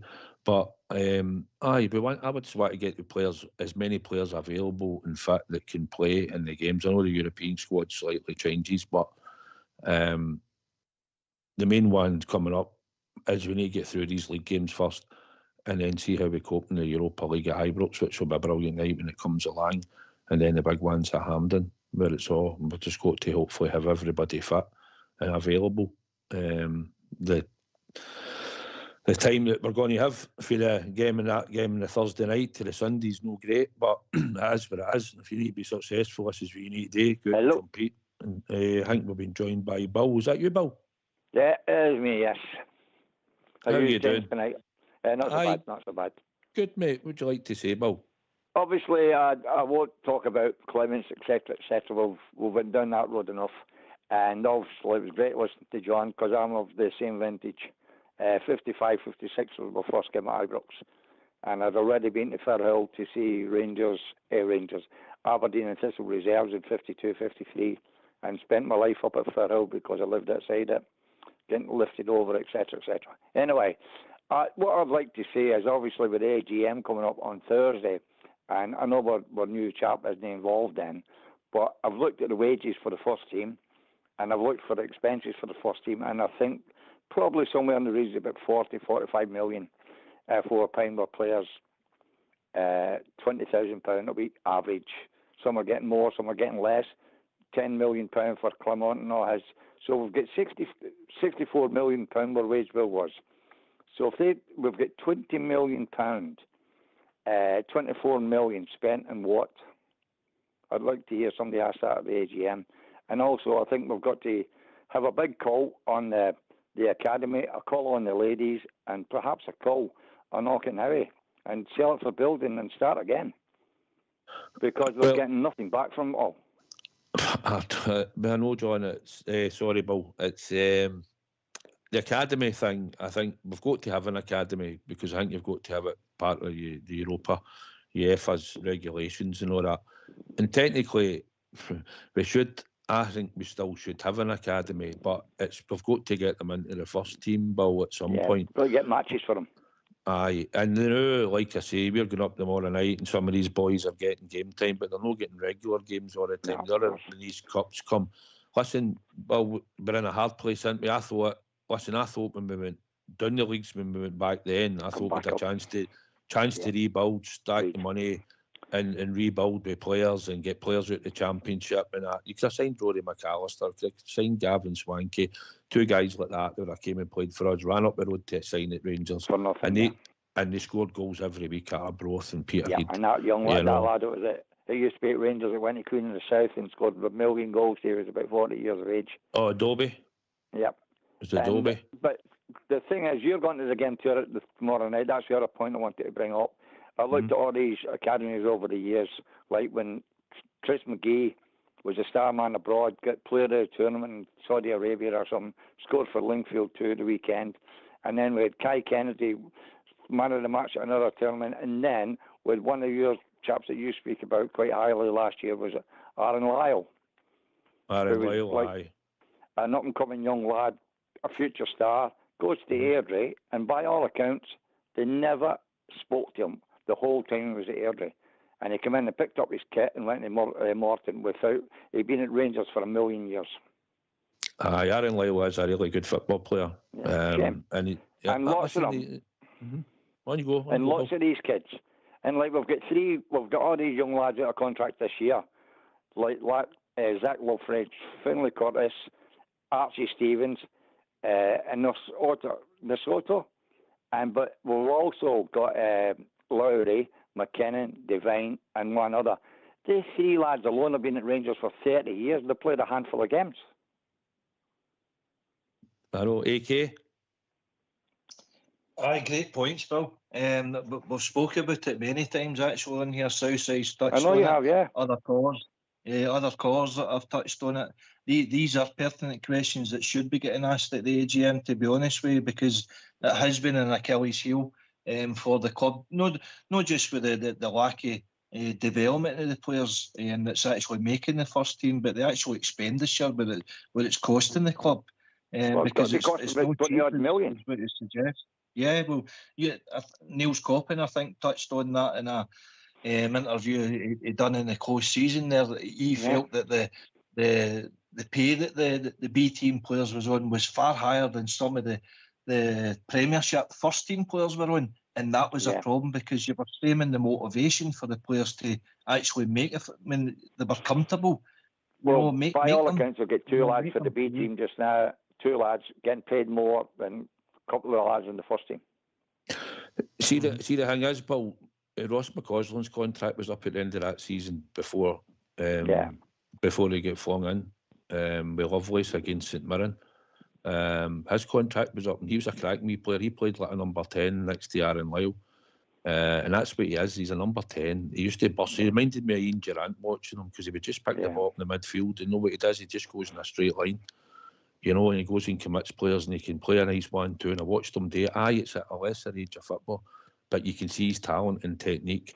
And I keep harping on Ross McCausland getting played out wide. He'll not be successful at Glasgow Rangers. They never go to the byline, do they? No, and he's been instructed not to go to the byline, and that's what they've been instructed, and that's why Tierney doesn't do it very often. But he's not a winger. That's the thing. He's not a winger. He would benefit with the AGM coming coming inside. up this week. They've got to, and obviously the other thing that really annoys me is Edmondson House. That'll never make money. Never. Between now and next year, there's 3 bookings there, other outside of football. There's a Burns night, there's a Legends night, and there's a Ladies night, and that's it. They've had a lot sort of tribute acts at it. Yeah, not very, and very full by all accounts. Well, a few of the boys go, if I'm honest, Bill, in the last couple, that Oasis one and that, and Guns N' Roses, I think, was really busy. Was it they good? said Good. I'm they just said it looking at was the really future busy. bookings I've got for it. But the last time I was there, it was a cardboard cup for a drink and a wooden bench. Ah, you've got the benches there. And like you're thinking, we're all sitting in a park. It's. But I anyway, don't that's think. not my main point. Is No, my I main think point, it will make money. It should make money, and it It probably. costs us 40 grand a week to pay back the debt on it, and I'll never take 40 grand a week because it costs between 12 and 15 million pound over a 10-year mortgage. It will never make money. Never. Hasn't got a chance. Hasn't got prayer. I'm sorry to say. I am sorry to say. Hopefully, we'll see in time if it does. Well, doesn't let's it? hope so. I don't think it was big enough. I don't think Well, the AGM, for example, we've had to hire the Emmerdale. Correct. And that's the other point with the ladies. We built them a new stand, and now they're playing at Broadwood. So they don't play at the training ground now. I think they'll probably have to bring it back to the training ground get built as well, obviously, for the B team to go and watch games as well. It wasn't. Yeah, I know that. I don't say that, but built it's for there the for ladies. it to be used. But why are we paying money for our ladies to play at Broadwood? I don't think we should have a ladies team anyway. I think it's just a waste of money as well. I think all the clubs now are And we're spending skint. money on it. I think a lot of money. Aye, I think they're just promoting it the same as a lot of teams throughout Britain are promoting the ladies teams now, and it's the way it's sort of moving on, Bill. But Barclays Bank have threw 45 million into the English ladies for 3 years. They don't have just that shows in you what we're Scotland. up against. I know it just shows you what we're up against. But And the thing is, we're trying to be that with absolutely 3 men in the dog watching Rangers ladies. And we're trying to... I mean, no disrespect to the women, whatever. I mean, I'd never go and watch one of their games or anything like that. But the problem is, we cannot afford to be wasting £25 million and upkeep of 29 staff looking after the B team and a dozen or so staff looking after the ladies' teams, plus all the cooks, etc., when we're skint. So we've got to really wake up and smell the coffee, unfortunately. And going back to saying what I said about in May 21, we'd won a tournament abroad and we signed 9 youth players, gave them professional contracts, Robbie Ure included, and there's only one lad left at the club called Hartness, and he's out of contract this year. Not one of them made an appearance for the first team other than Robbie Ure, and now he went on a pro contract to Belgium, and he's just a 3-year contract with Anderlecht. 6'3", centre forward. Was it too big for Rangers, I suppose? I think Rangers offered him a contract. Yeah, and I don't think. But you could see the future. I mean, we're just correct. my mates travel up for the Midlands every. They did the season ticket holders in the Copeland. This is the first game they're going to this week and Wednesday night this year, and they're season ticket holders. And he said because of the journey. I mean, I go up as a 660-mile round trip, and you come back and you think, God, or you stay overnight in a hotel. It's horrendous. And you're thinking, God, and there's no enjoyment, unfortunately. And it really breaks your heart when you see the balance sheets and you're thinking, what's going on? And like lads like yourself throwing money in here, throwing money there. And we just seem to be, So it'll be very interesting how the AGM goes. But I just wanted to get 8 points in before the AGM, basically. And I loved John's calls. I thought it was a great call. I know, like yourself, Bill. It's good to hear you on and speaking about the club we all love, isn't it? It just needs we need better. Really, we want better. It'll be frosty. I think the AGM. I think it'll be a bit frosty. Yeah, well, sorry to interrupt, but I just brought up when I phoned in on Thursday about Dessers coming on, and I placed the young Finlay Cutlass, as I said would happen, and also unfortunately Dell didn't come on, but they brought on Bailey Rice, but. I assume Bailey Rice is going to play tomorrow night. That's how he wasn't in the squad on Sunday, we hope. AK, I'll let you answer it. I think Bailey Rice will possibly play tomorrow night. If he does. And Finlay Cutlass should play, and Archie Stevens should play. So no, because once again, not one of the kids. And on Sunday, we had 10 players for last year. Well, counting Hadji's last year, it finished the game. There was only one new player finished the game yesterday, and that was Conor Barron. I would like to see Finlay Curtis get a chance, but Yeah, when you of course, start Ridvan on, we had Ridvan and Yefty on, he wasn't going to bring him on at that point. I knew that. Bailey Rice has come out of nowhere and got a wee bit. It's good to see him, but I'll come to AK next. I think Archie Stevens has come on a ton since he was He's up out of here. contract as well, isn't he? Aye, and the thing about Archie Stevens is he was well sought after, and we managed Brilliant to get player. him. Well, I've seen him a couple of times in the youth team and in that cup game. He looks good. Now, AK, Yeah. if you see him tomorrow night, I think you'll enjoy him tomorrow night. AK. I'm really looking forward to tomorrow night, Bill. Seeing all these boys up top that Southside and Albert is raved about, you know. So hopefully they play well. Hopefully we get the win, and hopefully Unfortunately, you'll never see them play at Ibrox. Well, this seems to be the case, and as you say, I mean, when you break it down and you scratch the surface, really, what is the mismanagement been of our funds? Because you're right, 100% right. There are too many players being paid high wages here, which obviously stalled other clubs to in and get them. They'd rather run down their contract and leave for nothing, which told you a lot about the actual, the ambition. Well, of the the dream was players. to play for Rangers for the day they were born, weren't they? And their parents are season ticket holders, etc. Look at Robbie Fraser. We gave him a 2-year contract. He doesn't even get the bench now. I know, it's ridiculous. You're right. But this is my last point because I won't bore you any longer. But this Coppin, Niels Coppin, was at the academy at Ghent for 6 months at the same time as Clement.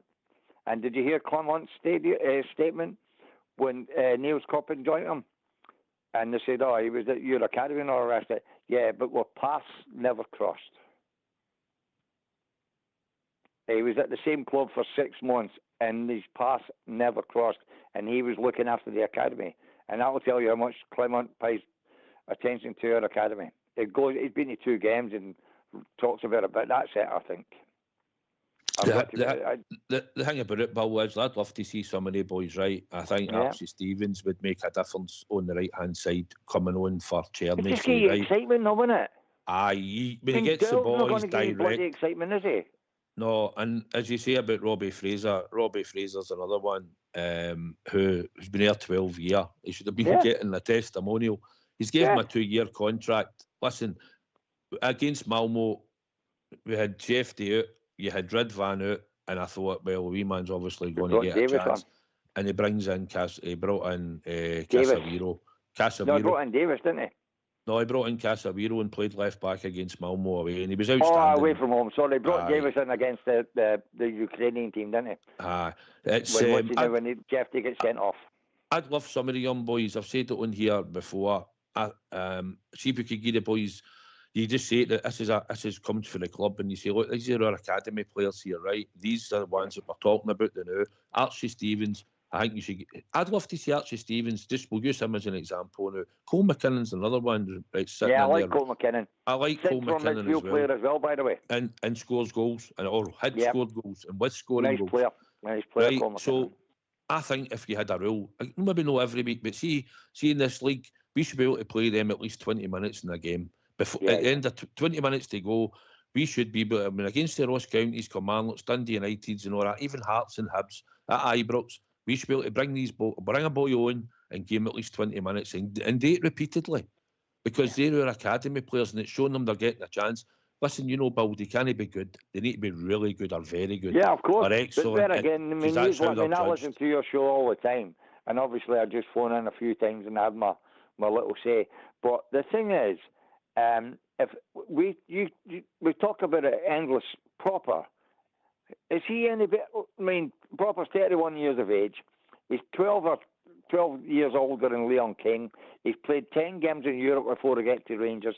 Leon King had played 6 games for the Rangers before he was 18. And that Proper has not had one international appearance at any level. He's never made a squad.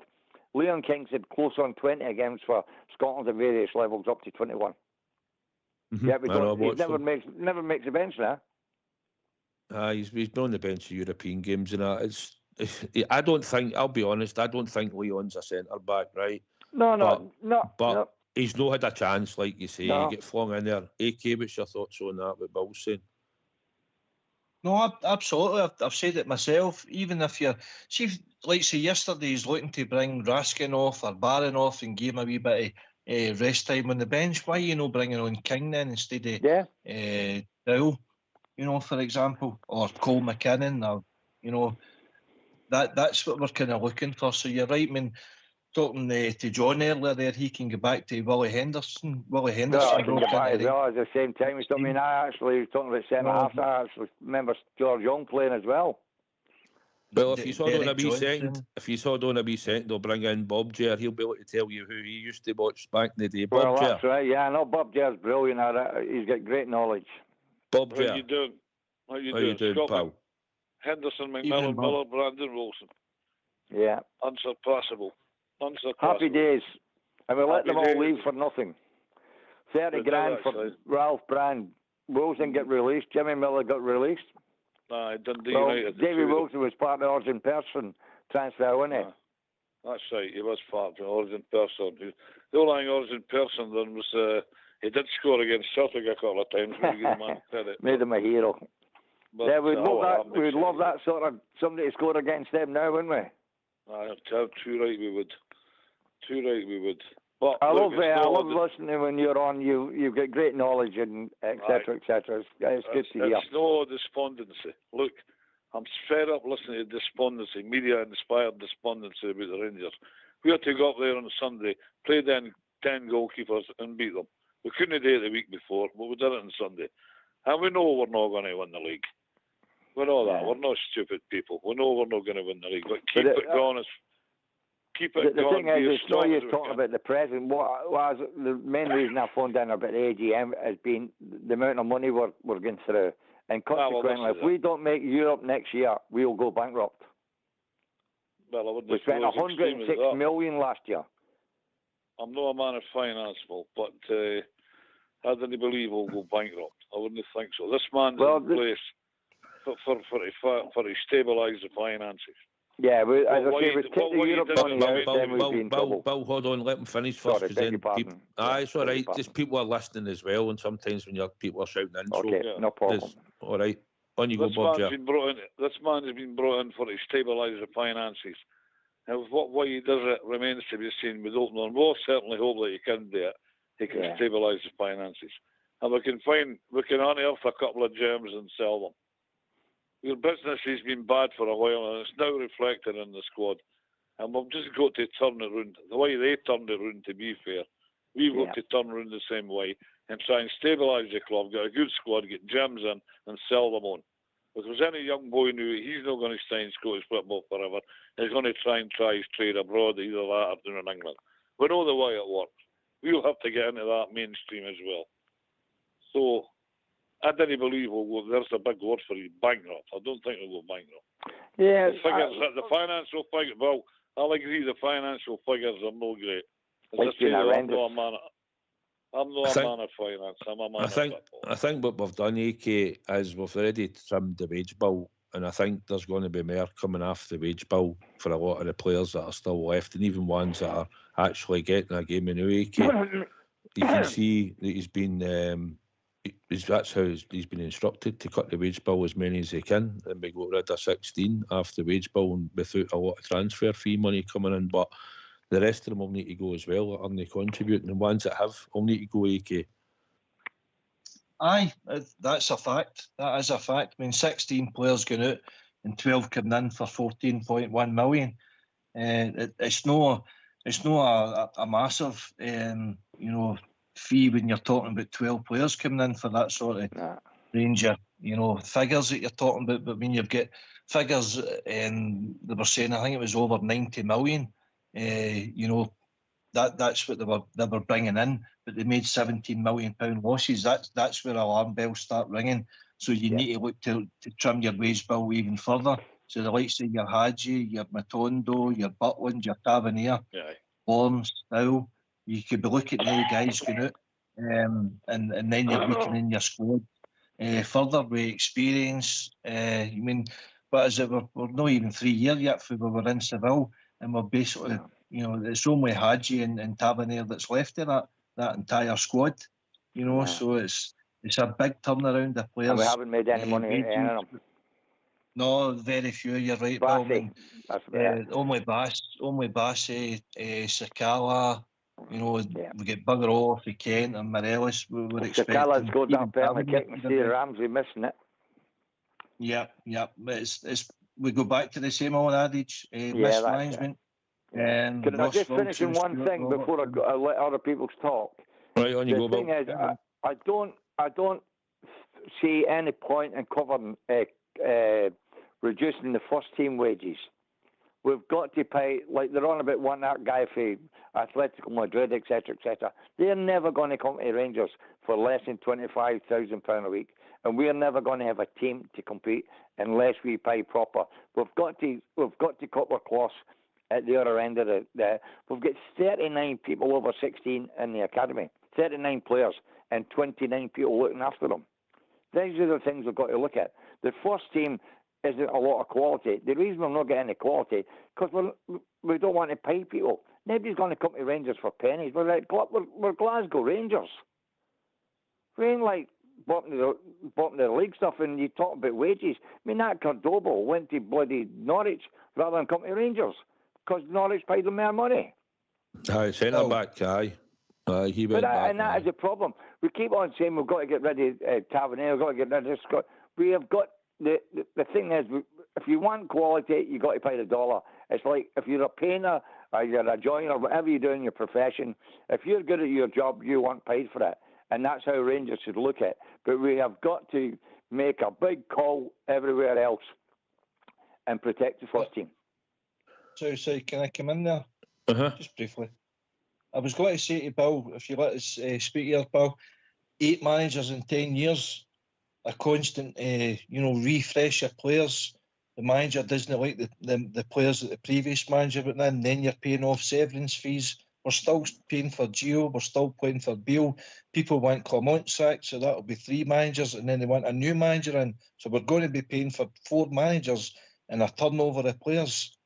They need to get real. Correct. That's where we're heading for bankruptcy. Yeah, but we obviously the money we got paid for Jared paid for Van Bronckhorst and Beale. So Clement didn't cost us any money. No, it didn't. Because he didn't have a job. Don't forget. And the thing about Clement, I won't get down the road with Clement because he's not a guy for Rangers. But Clement's never been at a club anywhere near the 3 clubs. If the 3 clubs together he managed were playing on the same night, they wouldn't equal the crowd at Ibrox. Aye, I get all that. I get that.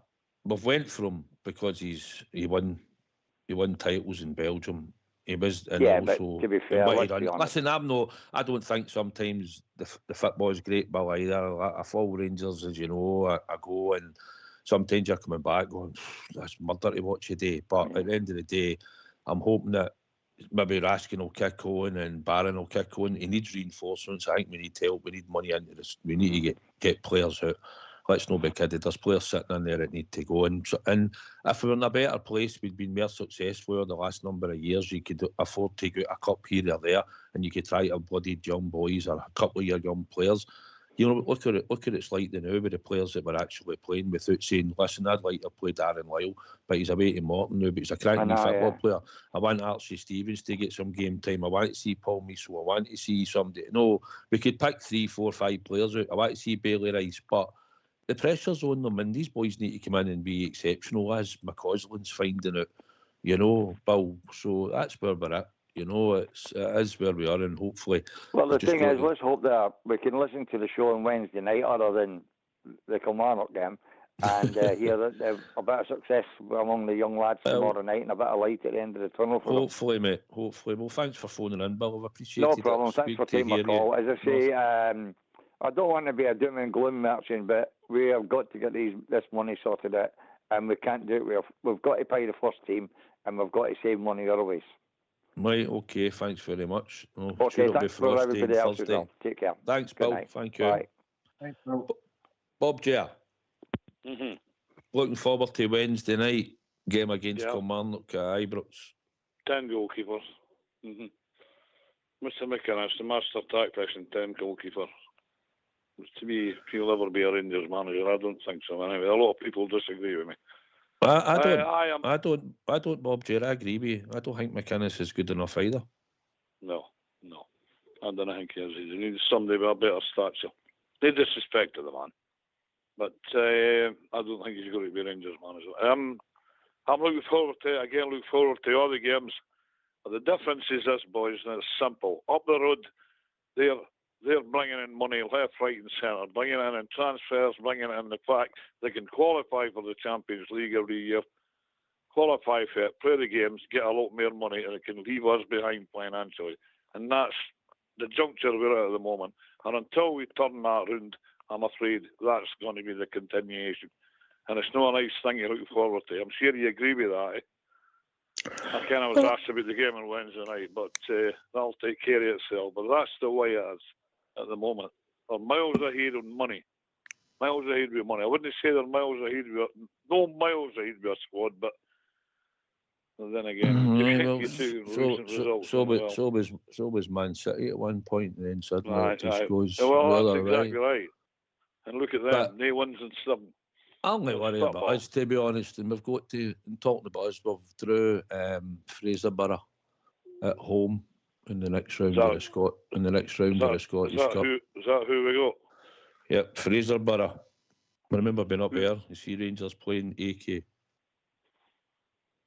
I bet you John getting away up there, so they'll need to come down. They'll need to come down to Ibrox. But no, listen, Bob Jerd, you're right. £27.5 million Celtic paid in 3 players, and people are moaning about Clement spending 14 million and 12. That's the difference. Celtic have had the Champions League money, unchallenged basically for the last 10, 12, 13 years. Exactly. And that's why they've stretched the difference. 100%. We've not been clever enough with our spending. We did get in a great position with Gerrard. We didn't back him. Champions League qualification, we didn't back him. We gave Beale money, squandered, and now Clement has been faced with a dead duck to try and get us back onto the road to success. It's not a quick fix, Bob. I think you're clever enough to know that yourself. Why, absolutely. That's exactly the way it is. It's all doing the finance now. At the start of the night there, I hear the fella talking about the great days of Henderson, McMillan, at a different level now, a different level of finance. I don't know. We'll just, as we say, this man has been brought in to sort out the finances, and it's a long job for him. It's not going to be still going to be a quick fix, as they say. It's going to be a long job. But we're Rangers, and we stick with it. We keep on going, and we'll get back there again at some point. I'm sure we will. I'm going to have to go, boys. I'm not feeling very great, and the dog's not feeling very great here. He's worn it. And it's great to hear from you again. And look forward to Wednesday night to another 3 points. Keep on plodding on. We are the people. All right? Cheers, Bob. Thanks for phoning in. Appreciate it. Great to hear from you. Hope you're feeling better soon. You're feeling better soon, mate. I'll be back fighting fit shortly. Bye-bye now. Good night. AK, it's been a wee night for Bob, J.R., John and Bill, getting the old team tonight. It's like a scene out of Cocoon. But no, brilliant. I love hearing the old Rangers supporters about teams of the past, as I say. And Bill made some great points in there. The big Stevie in Cocoon too. But no, brilliant. Oh, I forgot what the big man actually he popped on. I enjoyed the game. It's I'm looking at, we've got to take these next group of games, and you can see what we're going to be up against and what fixtures are coming along. And I'm hoping that the players will have as many fit as possible, and any ones with the odd wee knocker that he was going to take a chance on. He did say Oscar Cortez was back in training, so I'd like to hope that at some point, depending on how the games are coming and I don't see him featuring any time before a cup final. But if he's trained and he's even get a chance of a closed door game or anything like that coming up, if there's anything like that, he could play in or a game for whatever, and he might feature him in the final squad coming up against them in the 15th or whenever it is, 17th, 15th, I can't remember. But I'm hoping that he'll come back into contention, if no after that. and try and get yourself into our team as well, because I think you'll have a bit to offer, and hopefully by then you'll have had enough training time and stuff to when he does come back, that we'll see him back, and hopefully just once he gets his touch and rhythm back and that, and hopefully he'll get flying, because I think he's going to have a big future at Rangers as long as he stays it, as long as this is his last main injury worry. Get him clean bill of health to the end of the season, then we can judge him. Mm-hmm. Well, it's another big outlay that we've committed on. I think it was a obligation to buy, so we really need him on the park to see what he can offer us, to see whether that's a good deal or whether that's mere millions wasted. At the moment in time, I would be venturing down millions wasted just now, and that's what we don't need. We need our more prolific players on the park. You've always been a fan of Cortez. We need a Matondo back there, and who knows if the gaffer makes an appearance tomorrow night and your man Finlay Curtis has a really good game, scores some goals, he might feature more in the future. So that this is what the youngsters have got to on the line for tomorrow. Go out there and impress, not just the Rangers supporters that are turning up. You've got an opportunity here to maybe break into the first team squad, and that's what we're looking for. As Bill points out about the academy, it's about time these youngsters started getting their pathway through the first team. Ross McCausland did it last year. You've seen Zach Lovelace and there you've had appearance in Nice with Bailey Rice last week, just so that there is that opportunity there to come in and impress. So the more the better, but it's all about the attitude, the application of the players that's got the jersey just now. Don't take the jersey for granted, and that's what playing for Rangers is all about, as well as winning. Aye, listen, I know that apart from being inexperienced, a lot of the boys, as we talk about, they would want to come in and show you enthusiasm, but the environment of what we're in, and it's, as we say, it's a two-team league, and when you're as far back at the moment as we are, then these boys aren't really going to get a chance. They get a wee token chance here or there, and that's it. And then some of them will go away, as we know, because some are running out at the end of contract, or you might turn around and say, listen, we want to give you a contract, and then your boy will think, well, how many times do I play? What am I playing in best v best? We had that low in league, and then we're out of that, and we're playing these wee cup games, but I'm not getting regular football. And how can I go out and show you what I can do if I'm not getting regular games? So they have to, either that or Scottish football has to find a structure where you can put so many B teams into the leagues and start making them competitive, or if they have to work up for the Bolton, Dross and Scotland up to the Championship, fine. But they should be allowed to get regular game time against opposition to make them grow. But there's the incentive if you're not getting that much chance in the first team at the moment, when the time comes, JK, that's my worry. Finlay Curtis is a cracking wee player, but he might not want to sign his next contract at Rangers. You don't know. No, you're right, and it's valid points. The incentive should be there, and the fact that it's not there is actually making the players think twice about their future career at Rangers. I mean, you see the comparable difference between Bailey Rice and Lennon Miller. The two of them, Bailey Rice was the best out of the two a couple of years ago when we picked him up from Murrow, but you look at the development now, Lennon Miller in the getting first team experience. You've seen Connor Barn, what it done for him as well. So that's a decision for the players, but the club's got to be more clever about what game time they're actually giving them. So it's a good point. Aye, so I'm looking forward to tomorrow. We'll get a chance to see these young boys anyway, and get a chance to see if we can get into the semi-final against East Kilbride, which will be a good test for them. But I'm looking forward to it tomorrow night. Like I say, we'll get some of the young boys will get to showcase their talents. But yeah, ultimately, you want to see some of them get into that first team eventually. But at the moment, the pressure's too hot for these boys to get a chance, and that's just a reality. And it's been like that for a long while, unless something majorly happens that you end up getting flung in. But I still think we could be trying to give them some amount of game time at certain games rather than just bring on the tried and tested, as you say, AK. No, definitely, mate, definitely. But it's up to the players and it's up to the club the structure, the whole shebang, basically. It needs ripped up and start again, because we're losing players, good players, because of the lack of development they're getting. That's not always our fault. But aye, it's there. But anyway, been a good show tonight, pal. Enjoyed it. Aye. But sure, I would just like to thank Bill and John, who first phoned in, and Bob J, and my big mucker, Big Stevie, for popping in. I'd like to thank you 4 guys for phoning in tonight. It was a wee reminisce down memory lane, aka John went a bit further than we could, and so could probably Bill and Bob J, but we go to some decade that we could agree on. Aye. Nah, it was good. I really enjoyed it, as I said earlier. So, aye, thanks to the callers coming in there. Thanks to yourself, Techie team, and everybody for listening. I hope you enjoyed it.